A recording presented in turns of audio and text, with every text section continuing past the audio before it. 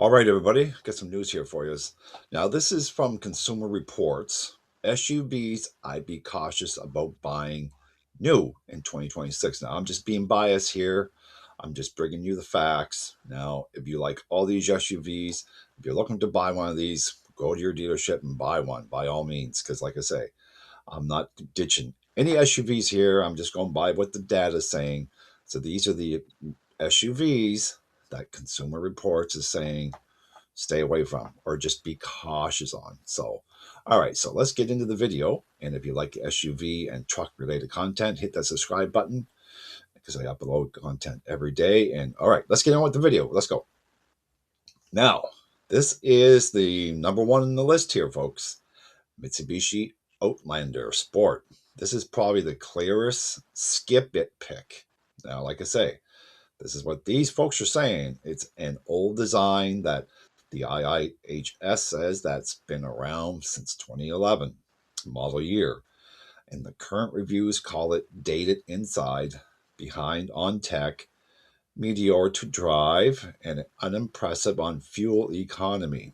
Motor Trend also says its safety ratings, are not that great in 2026. That is hard to justify when newer rivals like the CX-30, the HRV, the Corolla Cross, and the Trax exist in that same category. So now, number two, Jeep Compass. Now, I know some people that have these. They work pretty good. Some people like them. But this is what these folks are saying now. The Compass is not unsafe, but it's a poor value buy in 2026. Car and Driver says, they calls it out, that it's a dated interior. It's got a harsh ride and tight cargo space. And Consumer Reports says the raspy engine and overly firm ride keep it from serious consideration. Now, the IIHS's current small SUV summary also shows the Compass missing the strongest all around performance you'd want in this class and mixed marks in several categories rather than standout results. There you go. Number three, the Chevrolet Traverse. Now, personally, I like the looks of this one, but who knows? Here's what they're going to say now. The new Traverse is roomy, but that alone doesn't make it a smart buy. Car and Driver says its strongest point is practically while its road manners and powertrain lack the refinement of the best midsize SUVs. There, there are also reports that owners complain about transmission behavior, electronics, body hardware, noises, and leaks dragged its reliability perception down enough to lose Consumer Reports' recommended status.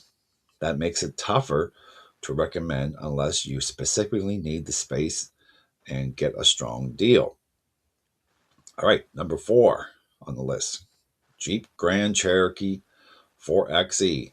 This is the one I'd most strongly avoid among electrified SUVs unless you have a very specific reason to want it and you are comfortable with the risk. Now, this is what the report says. Now, the NHTSA says nearly 92,000 model years 2022 to 2026 Grand Cherokee 4xe SUVs were recalled for battery fire risk, and Stellantis told owners to park them outside while working on a fix. Edmunds also noted that the Grand Cherokee 4xe's issues were tied to the electric side of the powertrain and its integration with the gas engine. Number five, here we go.